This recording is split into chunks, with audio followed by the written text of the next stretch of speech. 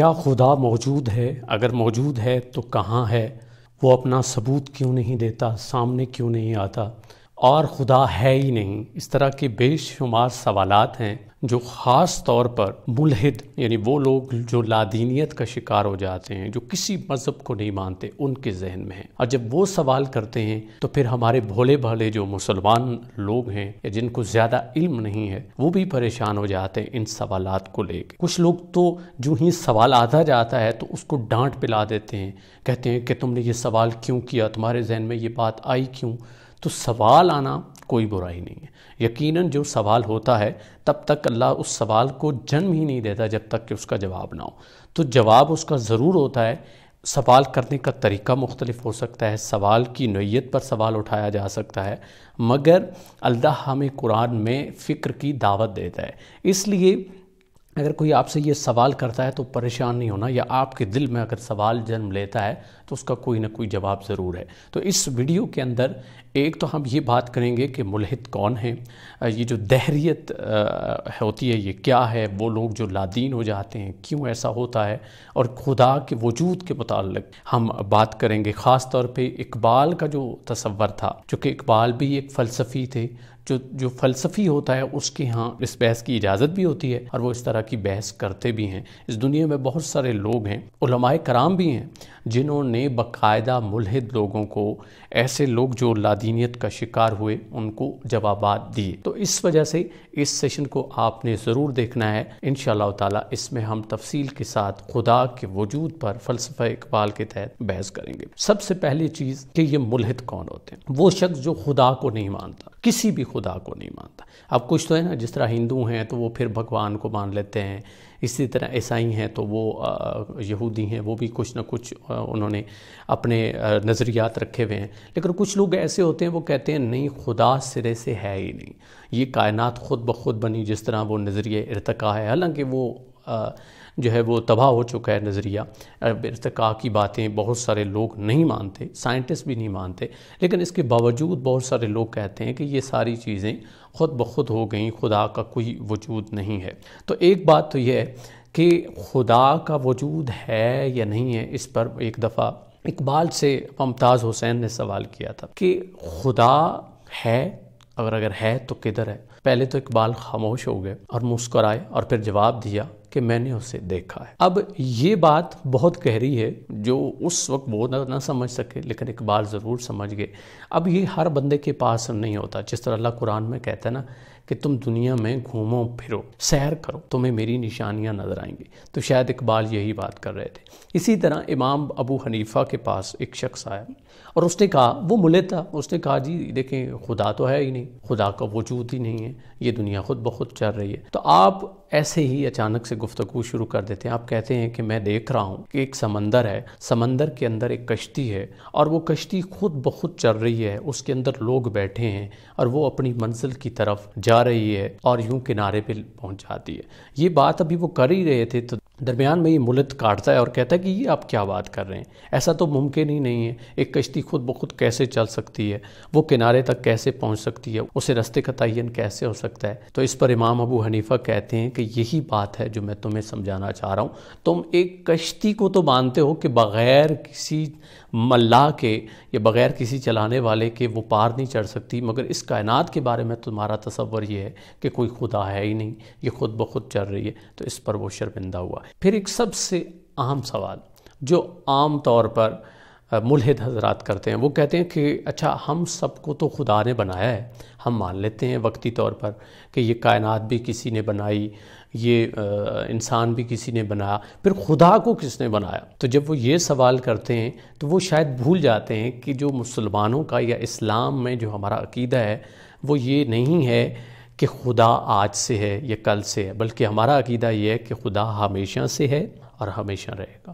ہمارا جو نظریہ ہے، ہمارا جو عقیدہ ہے وہ یہ ہے ہی نہیں کہ پہلے کوئی اور خدا تھا پھر کچھ اور ہوا، کب وجود میں آیا۔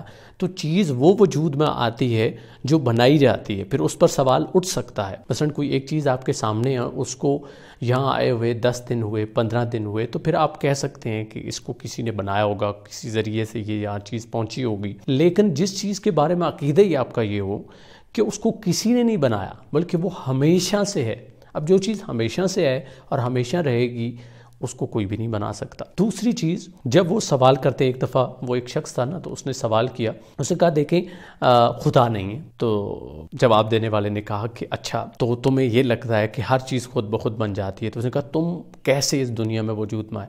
اس نے کہا جی میرے ماں باپ تھے، ان کے سبب میں یہاں آیا۔ پھر سوال کیا گیا کہ تمہارے ماں باپ کیسے ہیں؟ تو اس نے کہا ان کے والدین تھے۔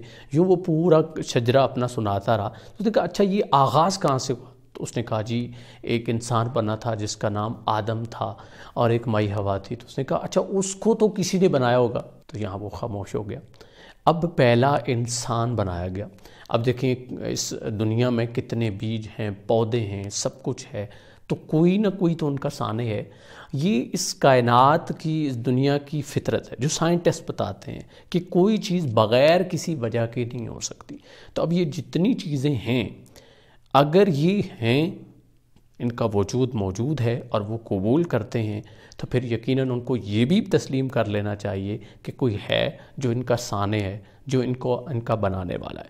اب اگر ایک چیز آپ اس دنیا میں تخلیق کرنا چاہتے ہیں تو آپ کو پتہ ہے سب سے پہلے وہ سافٹ فارم میں آتی ہے اور آپ کے دماغ میں آتی ہے۔ اب یہاں پہ وہ لوگ جو اللہ کے وجود کے بارے میں بات کرتے ہیں کہ اللہ اگر اچھا مان لیتے ہیں تو وہ سامنے کیوں نہیں آتا، تو اس پر دیکھ لیں کہ مثلا گریوٹی کی بات کرتے ہیں، نیوٹن نے، آئنسٹائن نے بڑی ان پر تھیوریاں دی، اب ٹائم اور سپیس کا بھی کنسیپٹ آ چکا ہے۔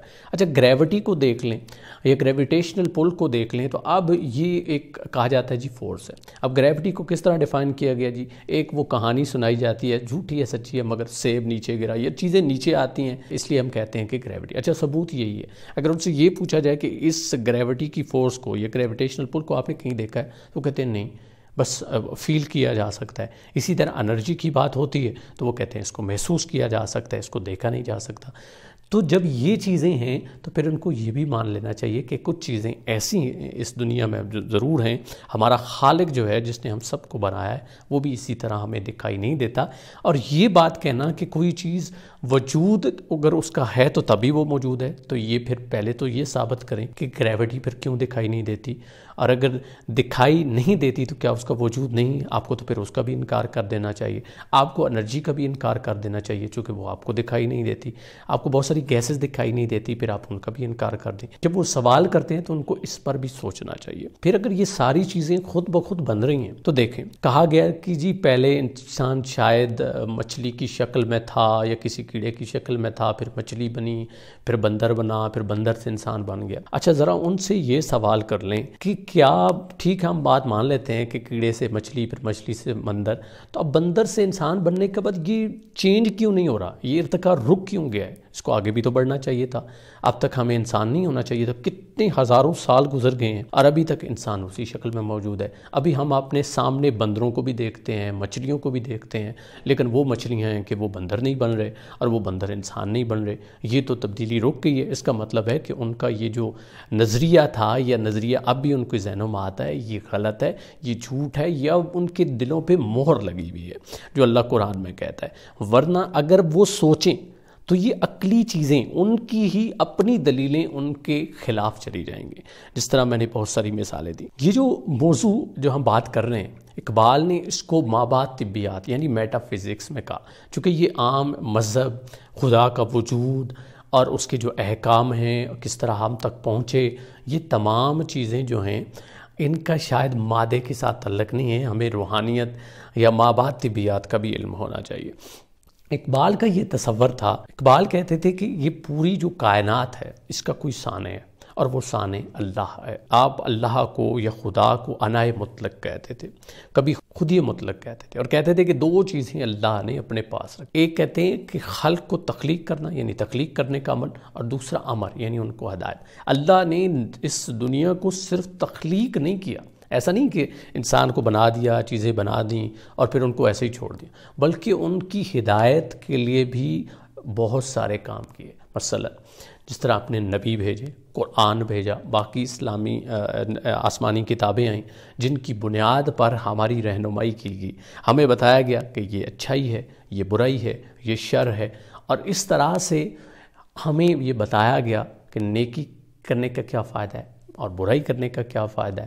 یہ تمہاری زندگی میں یعنی رہنمائی بھی کی، امر حقیقی اللہ نے اپنے پاس رکھا، تخلیق کا ہنر اللہ نے اپنے پاس رکھا، لیکن انسان کو جو قوت اور طاقت دی، اگر آپ ایک انسان پر صرف غور کر لیں، اس کے ذہن پر، اس کے دماغ پر، اس کے جسم پر، تو یہ کیسے ہو سکتا ہے کہ وہ خود بخود بن سکتا ہے؟ پھر آپ پرند چرند دیکھیں، ان کے اندر جو خوبصورتیاں ہیں، پھر آپ پودے دیکھتے ہیں، ایک ہی طرح کا پودا ہوتا ہے، اس کو گائے کھا رہی ہے، بکری کھا رہی ہے، بھینس کھا رہی ہے، اور وہ الگ الگ کہتے ہیں۔ وہ ایک شخص تھا نا، تو اس نے کہا کہ یہ گائے دودھ کیسے دیتی ہے؟ میں ایسا کرتا ہوں، گائے کو ذبح کرتا ہوں، ایک ہی دفعہ سارا دودھ نکال لیتا ہوں۔ جب اس نے ذبح کیا تو اسے اندر کچھ بھی نہ دکھائی دیا، صرف خون دکھائی دیا، گوبر دکھائی دیا۔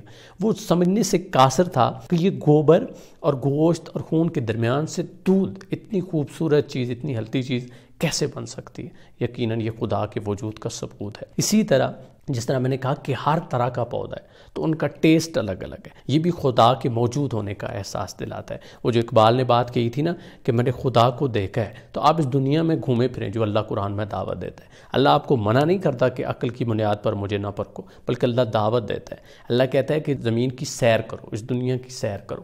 جو چیزیں ہیں، جس طرح چاند ستاروں سیاروں کے بارے میں کہا گیا کہ وہ اپنے اپنے مدار میں، وہ ادھر ادھر نہیں ہو سکتے، نہ دن رات سے پہلے آ سکتی ہے، نہ رات دن سے پہلے آ سکتا ہے۔ تو یہ اللہ کا نظام ہے، اور یہ نظام، یہ سسٹم ہی اللہ کی موجودگی کا بہت بڑا ثبوت ہے۔ 1400-1500 سال پہلے ایک کتاب آتی ہے، اور اس کتاب کو لکھا جاتا ہے، تحریر کیا جاتا ہے، اور آج تک وہ کتاب اسی حالت میں موجود ہے، زیر زبر پیش کا بھی فرق نہیں ہے، اس کے معنوں میں فرق نہیں ہے، اس کے مفہوم میں فرق نہیں ہے۔ اور دوسرا ثبوت یہ کہ وہ ایسی کتاب ہے کہ اس کے اندر جو چیزیں بیان کی گئی ہیں، آج تک اس کو کوئی غلط ثابت نہیں کر سکا۔ سائنسدانوں کی روزانہ تھیوریز آتی ہیں، آئنسٹائن آیا، اس سے پہلے نظریہ ارتقاء آیا، ایڈیسن نے، کتنے سائنٹسٹ آئے جنہوں نے نظریات دیے، ان کی تھیوریز غلط ہوتی گئیں۔ ایک تھیوری آتی ہے، وہ پرانی تھیوری کو رد کرتی ہے، دوسری آ جاتی ہے، دوسری آتی ہے، پھر تیسری، پھر چوتھی، یعنی ترقی جو ہو رہی ہے، ان کی تھیوریز تو ریجیکٹ ہوتی جا رہی ہیں۔ وہ جو پرانا دور ہوتا تھا، اس وقت جو علاج کے طریقے ہوتے تھے وہ مختلف تھے، آج مختلف ہیں۔ تب سواری مختلف تھی، آج سواری مختلف ہے۔ اتنی ساری تبدیلیاں آ رہی ہیں۔ وہ اپنی کتابیں اگر اٹھا کے دیکھ لیں سائنسدان، تو ان کی وہ ساری فلسفی، ان کی ازمپشنز غلط ہو چکی ہیں۔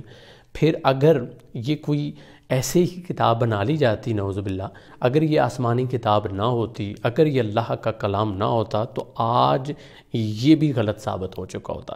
یہ بھی ایک بہت بڑا ثبوت ہے، اس کو اسی اصل حالت میں ہونا، اور اس کی آیات میں، اس کے مفہوم میں تبدیلی نہ آنا، آج بھی وہ باتیں سچ ثابت ہونا ایک بہت بڑا ثبوت ہے اللہ کے واحد اور ایک ہونے کا، اور یہ اللہ اور انسان کے درمیان رابطے کا سب سے بہترین ذریعہ ہے۔ مزید اقبال کہتے ہیں کہ انسان کبھی خدا نہیں ہو سکتا، اور خدا کبھی انسان نہیں ہو سکتا۔ انسان مخلوق ہے اور خدا خالق ہے، یعنی بنانے والا۔ اللہ کے وجود کے بارے میں آپ کہتے ہیں کہ وہ روحانی ہے۔ سورہ نور میں اللہ نے خود کو نور کے ساتھ تشبیہ دی ہے، اس نور کو ایک چراغ کے ساتھ، اور پھر چراغ فانوس کے اندر طاق میں رکھا گیا ہے۔ تو یہاں سے بھی ہمیں اللہ کی روحانیت کا اندازہ ہوتا ہے کہ یعنی اللہ کا جو وجود ہے وہ روحانی۔ اس لیے اللہ کے وجود کے لیے اگر آپ نے اللہ کو دیکھنا ہے، اس کی نشانیوں کو دیکھنا ہے، تو اللہ جو قرآن میں ہمیں دعوت دیتا ہے کہ غور و فکر کرو، تمہیں میری نشانیاں نظر آئیں گی، تو آپ کو اپنے ارد گرد سب سے قریب تر جب آپ اس کو پکاریں گے